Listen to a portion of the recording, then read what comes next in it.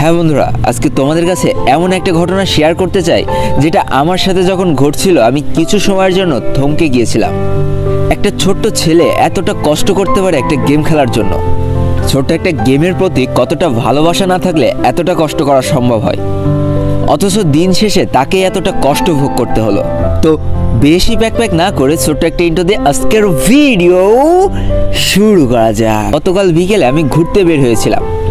খোলা একটা মাঠের পাশে দাঁড়িয়েছিলাম, সর্ষে ক্ষেতের ওই হলুদ হলুদ ফুলগুলোকে উপভোগ করছিলাম। হঠাৎ দেখি কোথা থেকে একটা ছোট্ট ছেলে আমার দিকে আসলো, এসে বলল, ভাই তুমি কি ফ্রি ফায়ার গেমটা খেলো? আমি একটু ধারণা করতে পেরেছিলাম হয়তো কোনোভাবে আমাকে চিনতে পেরেছে, তাই আমি একটু মজা করে বললাম, না তো ভাইয়া, আমি তো ফ্রি ফায়ার গেমটা খেলি না, আর এই গেমটা আমি চিনিও না। তখন দেখি ওই ছোট ছেলেটার চোখ মুখ ছলছল করছে। তারপর সে আমাকে বলল, ভাইয়া আমি কিন্তু আপনাকে চিনে ফেলেছি, আপনি আমাদের লোল ভাইয়া, আপনার প্রত্যেকটা ভিডিও আমি দেখি, আমার অনেক ভালো লাগে। জানো তো, এই কথাগুলো শুনে অনেক ভালো লাগলো। তারপর সে আমাকে বলল যে, ভাই আমি কি আপনার ফোনে একটা গেম খেলতে পারি? শুধুমাত্র একটাই গেম প্লে করব। তো আমি অবাক হলাম। আমি তাকে বললাম, তুমি আমার ভিডিও দেখো, তোমার হাতে একটা অ্যান্ড্রয়েড ফোন আছে, তাহলে তুমি আমার ফোন দিয়ে কেন খেলতে চাচ্ছ? তো বন্ধুরা, আমি যখন বাইরে ঘুরতে বের হই তখন আমি আমার গেমিং ফোনটা সাথে নিই না, ওটা আমার বাসায় থাকে। আমি জাস্ট একটা ছোট্ট বাটনওয়ালা ফোন বাইরে নিয়ে যাই। তখন আমি তাকে বললাম যে, তোমার তো হাতে একটা স্মার্টফোন আছে, তুমি আমার ভিডিও রেগুলার দেখো, তাহলে তুমি ওই ফোন থেকে না খেলে আমার ফোন থেকে কেন খেলতে চাচ্ছ? তখন দেখি বন্ধুরা তার চোখ দিয়ে পানি বের হচ্ছে। হঠাৎ করে মনে করলাম আমি হয়তো অজান্তে তাকে কোনো কষ্ট দিয়ে ফেলেছি। তাড়াতাড়ি তার কাছে যেয়ে বললাম, ভাই তুমি কাঁদতেছো কেন? আমার কি কোনো কথাই তোমার খারাপ লেগেছে? দেখো, তুমি আমার পকেটটা চেক করে দেখো, আমার কোনো ফোন কাছে নেই, থাকলে আমি অবশ্যই তোমাকে খেলতে দিতাম। তো তখন সে আমাকে বলল যে, ভাই আমি কিছু কথা বলতে চাই, তুমি কি আমার কথাগুলো শুনবা? আমি বললাম, কেন শুনবো না, তুমি সবটা বলো, আমি সবটাই শুনবো। তো তখন সে আমাকে বলল, জানো তো ভাইয়া, আমি ক্লাস 7-এ পড়তাম, আর আমার বাবা ইজি বাইক চালাতো। হেসে খেলে খুব ভালোই চলে যাচ্ছিল আমাদের জীবনটা। হঠাৎ করে করোনা ভাইরাস চলে আসলো, লকডাউন হয়ে গেল পুরো শহরটা। আমার বাবা না আর ইজি বাইক চালাতে যেতে পারছিল না। জানো তো, অনেক খাওয়ার কষ্ট করেছি, 3 বেলা ঠিকমতো খেতে পারতাম না। টাকায় যদি ইনকাম করতে না পারে কেউ, তাহলে কোথা থেকে খাবো আমরা? এইভাবে যখন 7 দিন পার হয়ে গেল, আর সহ্য করতে পারছিলাম না। পাশে একটা ইটের ভাটা ছিল, যেখানে ইট তৈরি করা হতো। একদিন চলে গেলাম ওখানে, দেখলাম সকাল থেকে বিকাল পর্যন্ত কাজ করলে 200 করে টাকা দেবে। তো আমি ওইখানে ইট ভাঙা শুরু করলাম, অর্থাৎ বড় বড় ইটগুলো ভেঙে ভেঙে খোয়া তৈরি করতাম। আমি অনেক খুশি ছিলাম, কারণ ওই 200 টাকা দিয়ে আমাদের সবার খুব ভালোভাবে খাওয়া হয়ে যাচ্ছিল। তো আমি সারাদিন কাজ করে যখন বিকাল 5টার সময় বাসায় ফিরতাম, তখন দেখতাম সবাই মিলে বসে এই গেমটা খেলছে। তো আমি ওই গেমটা দেখতাম, বেশ ভালো লাগতো যে কিভাবে একে অন্যের সাথে কথা বলছে, কিভাবে বলছে আমাকে মারিস না, আমাকে হিল কর। বেশ ভালোই লাগতো গেমটা দেখতে।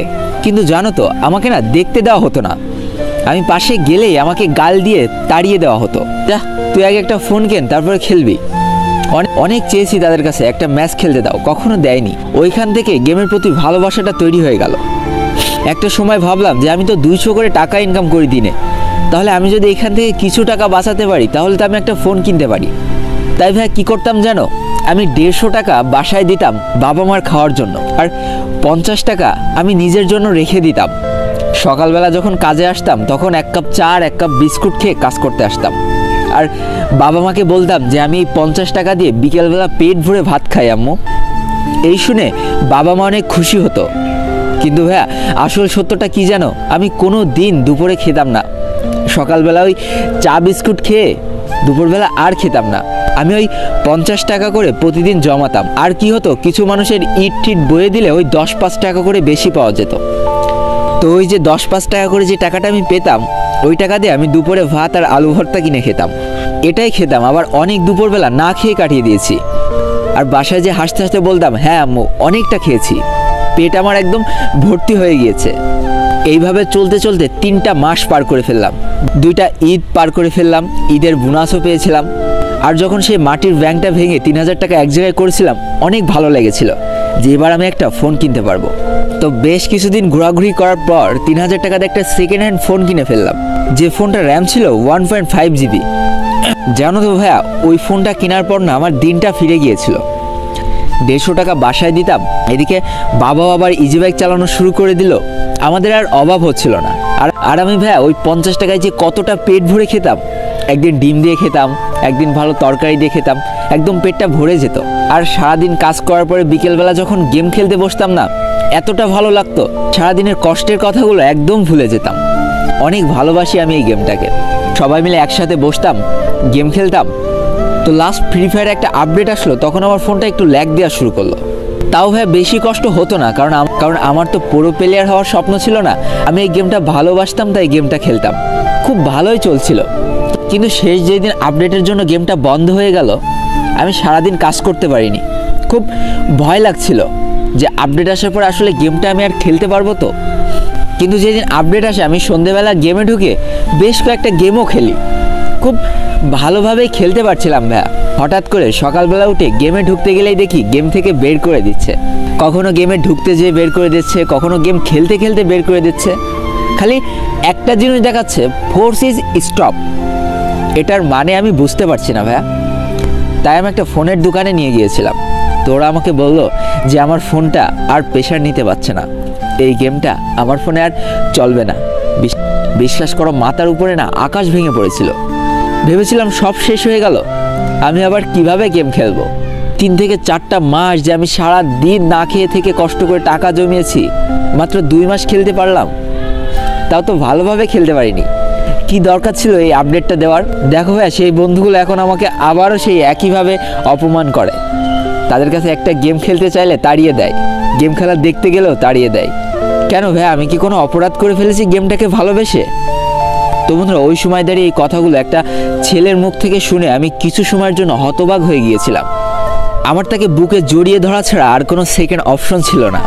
হ্যাঁ বন্ধুরা, একটা আপডেট যখন আসে তখন তোমরা কতটা আনন্দে থাকি যে নতুন কি দেখতে পারবো, নতুন কি আসছে আমাদের গেমের ভিতরে। কিন্তু একটাবারও কি ভেবে দেখেছো যে এই মানুষগুলো কতটা টেনশনের মধ্যে থাকে ওই দিনটা, যে আসলে তারা খেলতে পারবে কিনা। অথচ দেখো, আমরা হাসতে হাসতে তাদেরকে অপমান করি, তাদেরকে ওই জায়গা থেকে তাড়িয়ে দিই। দেখো বন্ধুরা, এদের দেখে আমাদের শিক্ষা নেওয়া উচিত। যেই সময়টায় আমরা বাপ মার টাকায় ফুর্তি করে বেড়াচ্ছি, সেই সময়টায় তারা ইনকাম করে বাবা মাকে খাওয়াচ্ছে। এদের জায়গা বুকে দেওয়া উচিত। এদেরকে তোমরা অপমান করো। যারা তোমাদের গেম প্লে দেখে আনন্দ পায় তাদেরকে তাড়িয়ে দিও না, বরং তাদেরকে ডেকে একটা গেম প্লে করতে দাও। তো এবার একটা কথা বলি, তোমরা সবাই আমাকে যে পরিমাণ বার্থডে উইশ করেছো, এটা আমার লাইফের এখনো পর্যন্ত সবগুলো জন্মদিন মিলাইলেও এতগুলো উইশ আমি কখনো পাইনি। আর বন্ধুরা, নতুন বছর আসছে, তোমাদের উইশ করা অবশ্যই দরকার। যে ভিডিওটা আমি সেকেন্ড চ্যানেলে আপলোড করব, তাই সেকেন্ড চ্যানেলের দিকেও নজর রেখো, যেটার লিঙ্ক আমি ডিসক্রিপশন বক্সে দিয়ে রেখে দেবো। তো আজকের ভিডিওটা এই পর্যন্ত ছিল। ভিডিওটি ভালো লাগলে অবশ্যই একটা লাইক করো, কমেন্ট করো, বন্ধুদের কাছে শেয়ার করে দিও। আর যদি আমাদের এই চ্যানেল নতুন হয়ে থাকো, তাহলে চ্যানেলটিকে সাবস্ক্রাইব করে পাশে থাকা বেল আইকনটা ক্লিক করে ফেলো, আর আমাদের এই ছোট্ট ফ্যামিলির একজন মেম্বার হয়ে যাও। আজকে আমি বিদায় নিচ্ছি 12 লোল গেমের পক্ষ থেকে। ততক্ষণ সবাই সুস্থ থেকো, ভালো থেকো, আর তোমাকে আঁকড়ে যে মানুষগুলো ভালো আছে তাদেরকে অনেক ভালো রেখো। Tata, bye bye.